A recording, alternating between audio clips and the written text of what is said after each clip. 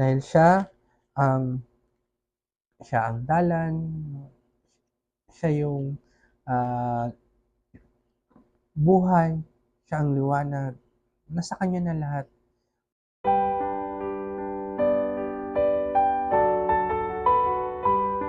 Isang mapagpalang araw sa inyo ulit mga kapatid. Narito naman tayo muli sa ating programa, The Bible Gospel Hour. Hatid sa inyo ito ng The Lord Jesus Christ Bible Gospel Churches. At ako po muli si Pastor Joe Mark Disponte. At ngayon po ay nandito na tayo sa pag-aaral natin sa Luke chapter 14. At bago ang lahat, bago natin simulan ang ating pag-aaral, gusto ko muna batiin ang ating mga kapatiran. Lalo-lalo na dyan sa Tagbilaran site nila Pastor Christian De Jesus at sa Tibok Pamilya po nila. Kay Brother Meljo, no? Hindi ko na kayo maisa-isa. No? Ganun din kay Pastor Chibar Clarin dyan sa Dawis. At kasama niyan sila Sister Amber, no? Sa mga Clarin family. Ganun din kay Dr. Katuran at Sister Lenny, no? Yan. So, saan sila na-assign? Minsan sa Dawis, Katigbian. No? So, salamat sa kinabuhi na Doktor, no? Sa kanilang pangalagad sa buhing Diyos. Ganun din, binabati ko rin po si Pastor Sirio De Jesus dyan sa Bahi Albor, kasama ni Sister Cesa at sa church member natin dyan sa Bahi Albor. Ganun din po sa Basak Dako, no? Kala Pastor Leonardo Samar at kala Sister Lita Samar, no? At sa pamilya din po nila dyan sa Basak Dako.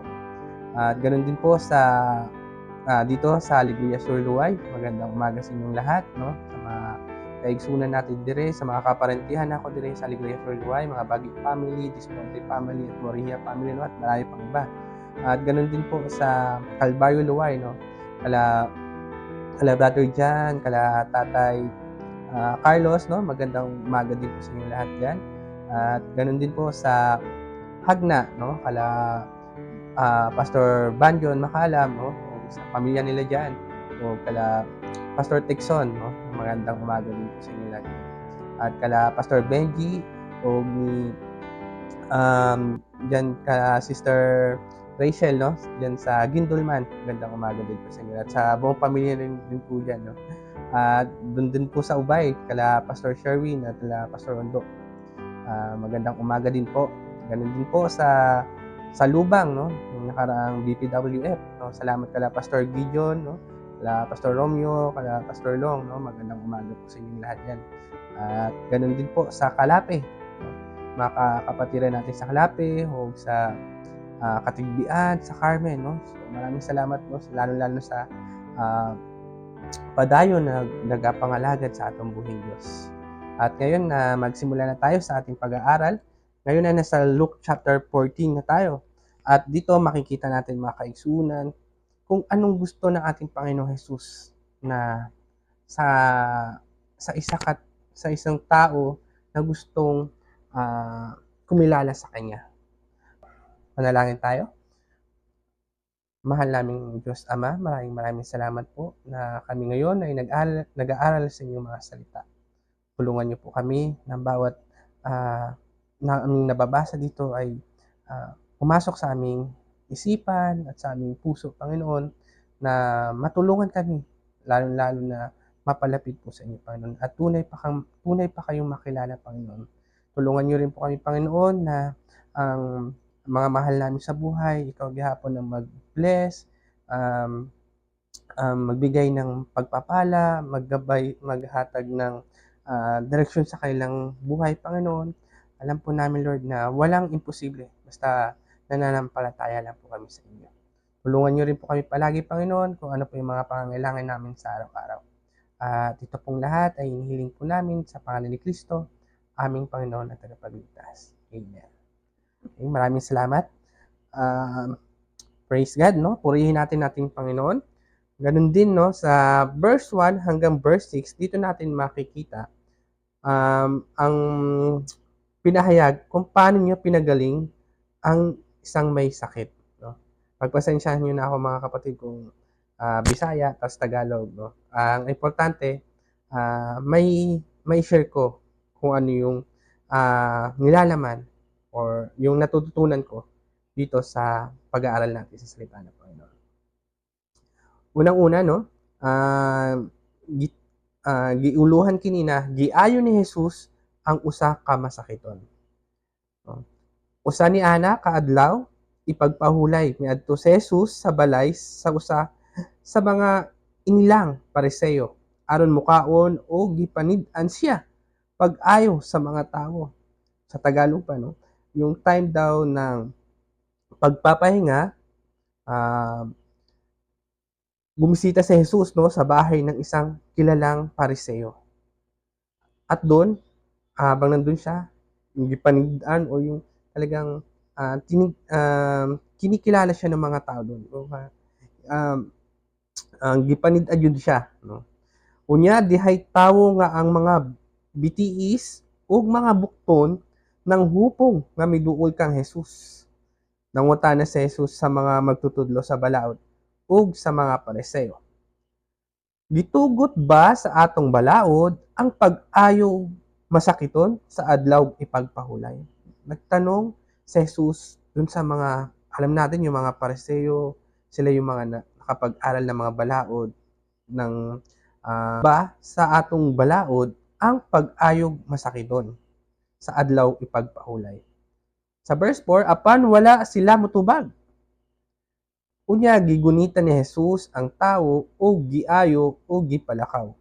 Unya miingon siya kanila, kung usa kaninyo may anak o may baka nga mahulog sa atabay sa adlaw ipagpahulay, dili ba ninyo kuwaon kini ni anang gayong adlawa? Habang naririnig nyo to or habang nababasa nyo, yung tanong ni Jesus, kung may makita ba tayo na, lalo na yung anak natin nandun na sa binit ng kamatayan, di ba? Kahit alam natin may bawal, kumbaga may bawal magtrabaho ngayong araw, o bawal gumalaw. Sinabi niya dito, di ba, kailangan pa rin nating tulungan. Kasi lalo na kung masasabi natin na kailangan talagang gumalaw tayo. No? Pero sa verse 6, sinabi nila, apan wala sila makatubag sa iya pangutana. Okay, sa sunod na verses, no?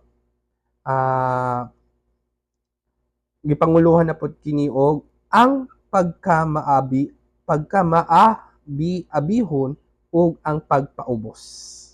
Verse 7, no? Namatikdan ni Jesus nga dihay pipila sa mga bisita nga nagpili sa labing pinasidunggang dapit sa kananan. Busa misugilon siya ni ining sambengaya ngadto kanilang tanan. Sa verse 8, kung dapiton gani kamo sa usa ka kumbira sa kasal, ayaw kamo paglingkod sa labing pinasidunggang dapit sa kananan. Kay tingali unyang may laing dinapit nga labi pang halangdon kay kanimo. Kung ating i-imagine, no, sa ating ano, siyempre nakati naman tayo ng kasalan, no? Alam natin na parang may lamesa talaga para dun sa mga special or mga VIP na bisita. Ayan. Kung yung mga malalapit na kamag-anak nung kinasal, no? Makikita natin na parang may, kahit sa sarili mo na hindi ka ganun ka-close dun sa kinasal, parang mahihiya ka dun ka pumesto kasi alam naman natin na pang VIP yun.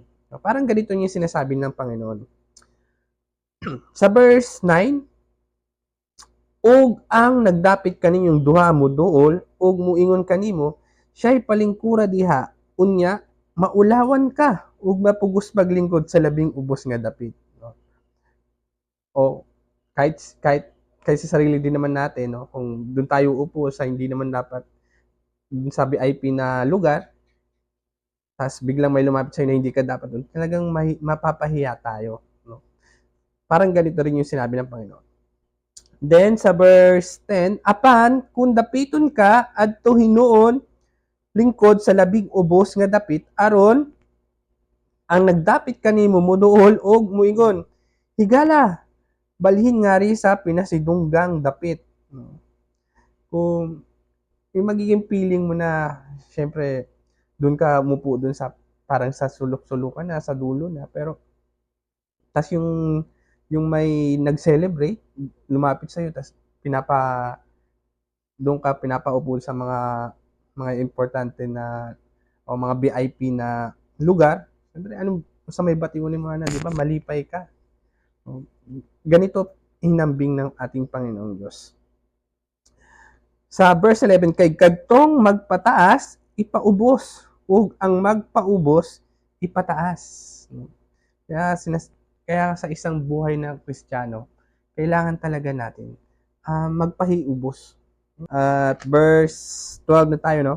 Unya maingon si Jesus sa nagdapit kaniya, kung ikaw magkumbira, ayaw dapita ang imong mga higala, ug ang imong mga igsuon, ug ang imong mga paryente, ug ang mga dato, nimong mga silingan, kay sila mo balos pagdapit, kanimo, ug sa ingon niini, mabaslan ka sa imong gibuhat. Minsan, natatamaan tayo ng ganito eh. Minsan talagang niimbita pa talaga na natin yung kakilala lang natin, at yung mga malalapit sa buhay natin. No? Pero, ano dito ang ating Panginoon, kung pwede daw, imbitahan daw natin ito, no, sa verse 13, no?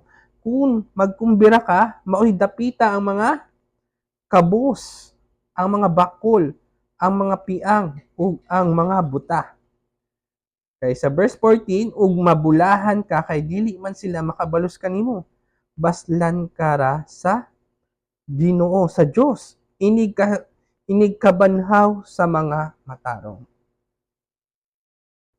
Itong talinghaga na to, talagang maano mo na, oo nga no, mas mas ibibigay sa iyo ng Panginoon. Kumbaga, mas bibigyan ka ng Panginoon na hindi mo ina-expect. Halimbawa kasi, kung ine-expect na lalo na sa mga kakilala natin, sa mga kamag-anak natin, expect mo na yan, pag tinutulungan mo siya, tutulungan ka rin. Pero yung hindi natin mga kakilala, hindi natin kano-ano, tapos sila po yung tinutulungan natin, di ba? Hindi ka mag-expect na tutulungan ka rin nila kung ikaw mo nangangailangan. Kasi hindi ka nila kilala eh. Pero ang gusto ng Panginoon, pag tumutulong tayo, lalo na sa mga kapwa natin, na hindi rin natin kakilala, mga kaibigan, pero napapakita natin na tayo nagasunod sa ating Panginoong Hesukristo. Mapipil din nila na ang Diyos ang kasama natin. No? Ang Panginoong Hesukristo ang mubalos, no? Ang mubalos sa mga gipakita nato kaayuhan sa atong mga kaigsunan, no? Lalo na sa mga hindi nato kaila. Kaya ang pinaka-point ko dito mga kaigsunan, no? Kailangan jud nato mag-share sa pulong sa Ginoo. I-share natin yung kaluwasan na nadawat natin, no? Mas i-share natin siya sa mga hindi natin kakilala, or wala naman akong sinabi na ito kamag-anak ko to, hindi ko na sharean. Napaka-importante na ma-share natin ang salita ng Panginoon at maibahagi natin, no, yung kaluwasan din na natanggap natin, no, galing sa ating Panginoong Jesucristo. Kasi yun yung mission natin eh, bilang isang tagasunod ng Panginoon. Kung pwede nga,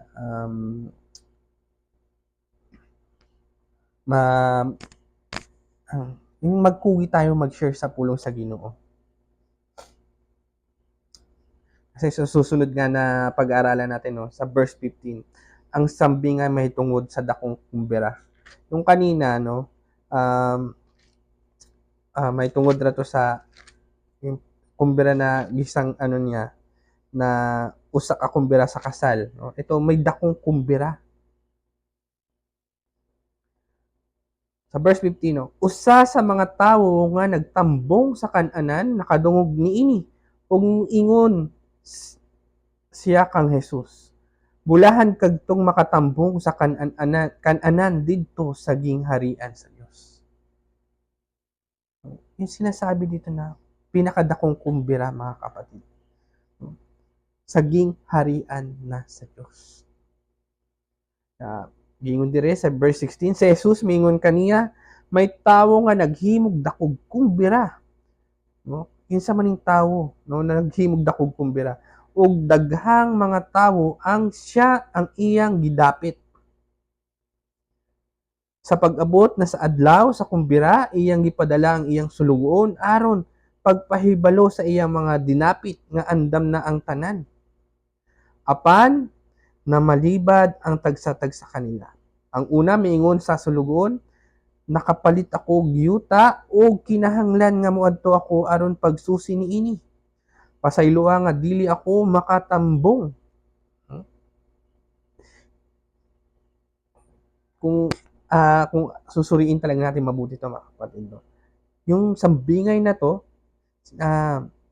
ang Panginoong Diyos is nagyayaya na magkakaroon ng malaking kumbira sa gingharian, no? Sa pag-abot sa adlaw sa kumbira, iyang gipadala ang iyang sulugon. Kumbaga, kinsa to mga sulugon na dire na kita na mga tinun-an sa Ginoo, no? Na kailangan mag-share ng pulong sa Ginoo, mag-invite na ang Panginoong Hesus ang kailangan natin sa buhay natin. Na kailangan sa buhay nila si Jesus lang, no? Apan, no, ito yung naging masakit talaga sa buhay natin mga kapatid. Apan na malibad ang tagsa-tag sa kanila. Madalas nire-reject natin. Madalas yung mga kakilala, yung mga sinasangyawan natin, nire-reject, parang wala lang, ganun. Talagang uh, na malibad, kumbaga maraming alibay, although busy sila. Pero diraggingon sa verse 18, apa na maliban ng tagsa-tag sa kanila, ang una mingon sa sulugon, nakapalit ako yuta o kinahanglan nga moadto ako ron pagsusi nini, no? Nabisi siya, pasaylo nga dili ako makatambong. Ang ikaduha mingon, nakapalit ako 5 ka parisan nga baka ug paingon na ako ngadto aron sulayan sila busa. Pasaylo nga dili ako makatambong. Ug ang ikatulo mingon, bag-o pa akong gikasal busa dili ako makatambong. Maraming mga rason. Tungod niini mipauli ang sulugoon ug gisuginglan niya sa tanan ang iyang agalon. Labihang sukua sa iyang agalon ug mingon sa sulugoon, lakaw pagdali ngadto sa mga kadalanan ug kasuok-suukan sa lungsod ug dadhangan hi ang mga kabos, ang mga bakol, ang mga buta ug ang mga piang. Wala madugay, miingon ang sulugoon, Sir, nahuman na ang imong sugo apan may bakante pa. Busa ang agalon miingon sa sulugon, lakaw ngadto sa kadalanan ug sa kasuukan nga gawas sa lungsod ug paaniang mga tawo aron mapuno ang akong balay. Sultihan ko kamo, walay usa niadto una kong gidapit nga makatilaw sa akong kumbira. No, giuluhan pud kini na ang gikinahanglan aron mahimong tinun-an or requirements na bilang isang maging isang tinun-an ka, no? Maging isang ano ka ng Panginoong Hesukristo. Dihay dakong panon sa mga tawo nga mikuyog kang Jesus ug miatubang siya kanila ug mingon, kinsa kadtong moari kanako nga dili magdumot sa iyang amahan ug inahan, sa iyang asawa ug mga anak ug mga igsuon ingon man sa iyang kaugalingon, dili mahimong akong tinun-an.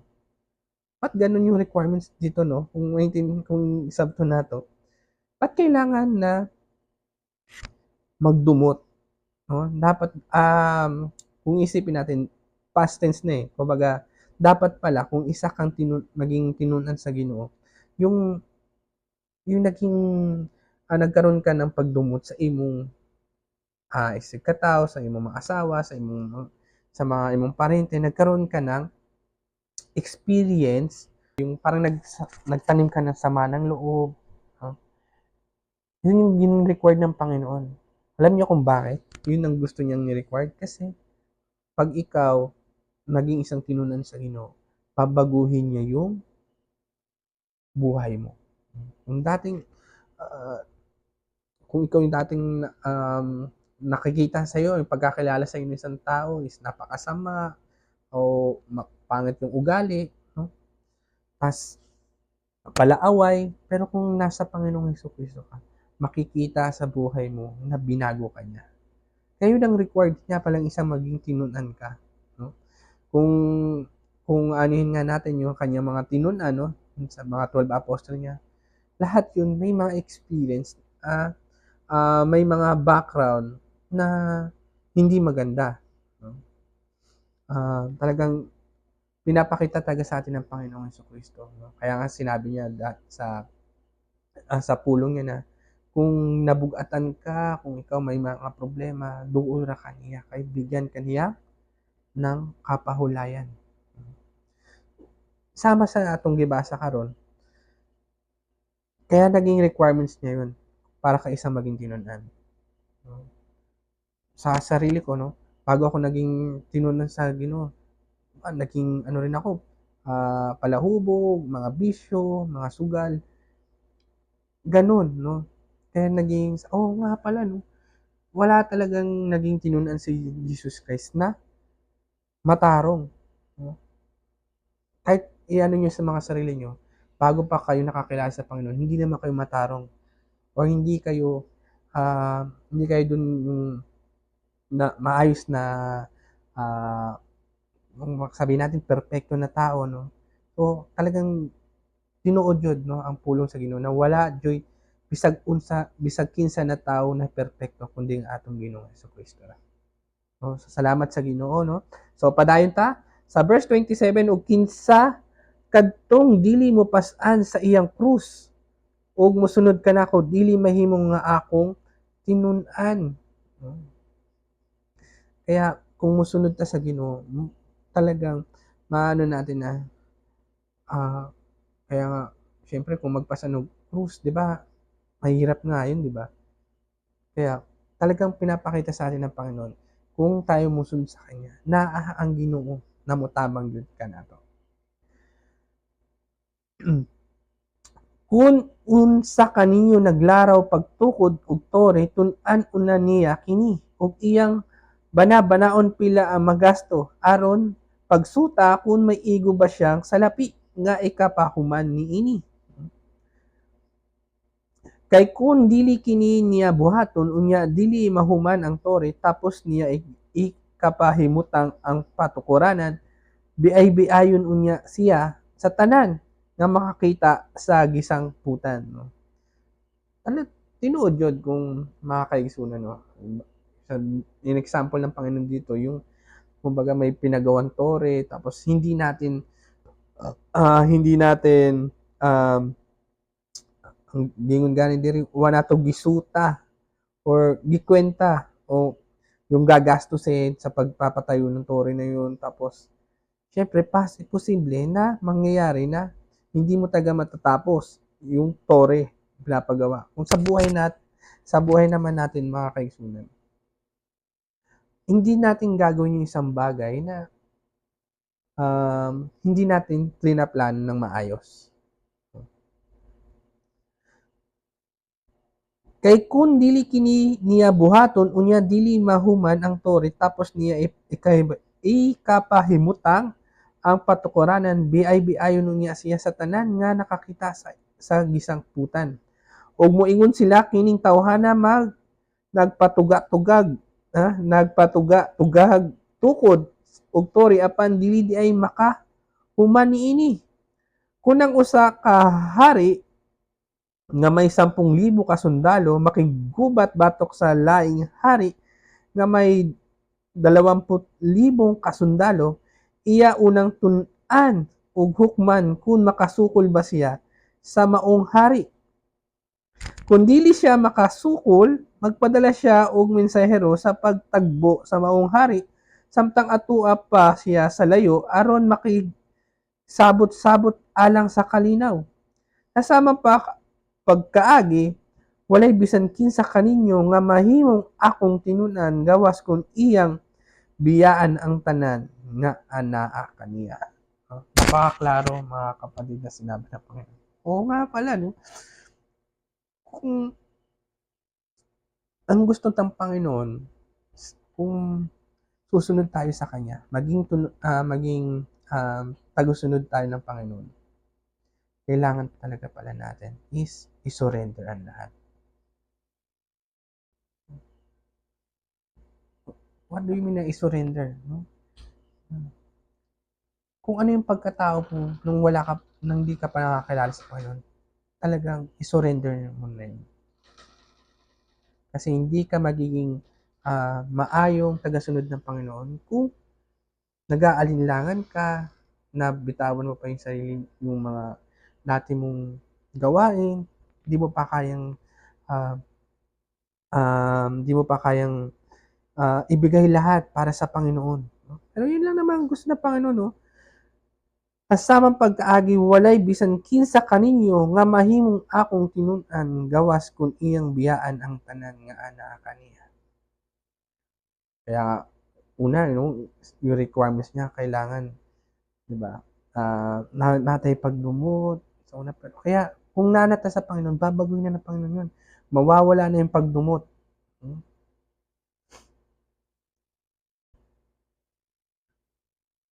Padayon ta no sa verse 34, no, ang giuluhan pud kini na ang asin nga walay kapuslanan.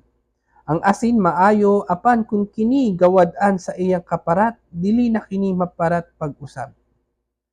Dili na kini magpulos sa yuta o magamit nga abuno, kun dili ilabay na lamang. Busa pamati kun may dalunggan kamo. Mga kapatid, no, ang gusto talaga ng Panginoon is talagang lumapit tayo sa Kanya. Kasi dumating ang time na parang sa asin, no? Na kung wala ng lasa, bali wala na, itambong na sa yuta, wala nang gamit. Talaga palagi tayong pinapaalala ng Panginoon. Nandito ako palagi. Nandiyan ang Panginoong Hesukristo. Naghihintay na lumapit ka. Naghihintay na kilalanin mo siya, makipag-communicate ka sa Kanya. Alam natin walang imposible sa Panginoon. Kung ikaw ngayon na kung status ng buhay mo ngayon is nasa hindi magandang katayuan o nalulung ka sa masasamang bisyo, no, ito na siguro yung panahon para lumapit ka sa Kanya. Wala naman siya kung babasahin nga natin ang chapter 12 ng 1, no? Talagang pinakita doon na walang ibang dapat lapitan, wala kang dapat kailangan kundi ang ating Panginoong Hesukristo lang. Dahil siya ang dalan, siya yung buhay, siya ang liwanag, nasa Kanya na lahat. Wala nga siya sinabi na lumapit ka muna dito sa mga, wala nga sinabi na lumapit ka muna kay Mama Mary, lumapit ka kahit sinong mga tao, no? Hindi, lumapit ka lang sa Panginoon Jesucristo. Yun lang naman ang gusto niya. Dahil nasa Kanya na ang lahat. Kaya mga kapatid, napaka-bless natin, mga kapatid, na malaman mo yung status mo ngayon na gusto mo sumunod sa Panginoon, talagang gusto mo ng sumunod sa Kanya, surrender mo ang buhay mo sa Kanya. Yun ang pinaka-the best na kaya mong kayang ibigay na sarili mo. Yung pinaka-the best na magiging decision mo sa kinabuhi mo ang pagtanggap sa ating Panginoong Jesucristo. Kung ikaw ngayon hindi mo pa lubusan, no, natatanggap ang ating Panginoong Jesucristo sa iyo, ngayon na, no, kailangan mo tanggapin ang ating Panginoong Jesucristo sa ato. Dahil siya lang, no, kaya madalas nga nangyayari to sa bagong taon, yung tinatawag na New Year's resolution. Dati, kada New Year's resolution ko, hindi na ako magganyan, hindi na ako inom, hindi na ako magsusugal, pero kakatapos lang ng taon, January naman, ganun na naman yung ginawa mo, nag-ano ka na naman. Kaya hindi kaya ng sarili mo lang ang magbago. Ang Panginoong Hesukristo lang ang kayang bumago sa iyong buhay. So, hanggang dito lang muna tayo mga kapatid. No? Maraming salamat sa inyong patuloy na sumusuporta at sumasabagaybay sa ating programa. No? Ako po pala muli, si Pastor Jomar Gisponte, at laging nag-iiwan ng mensahe. Mas piliin nyo yung mga bagay na ikakakalapit nyo kay Kristo. Huwag ang mga masamang bisyo. God bless you all.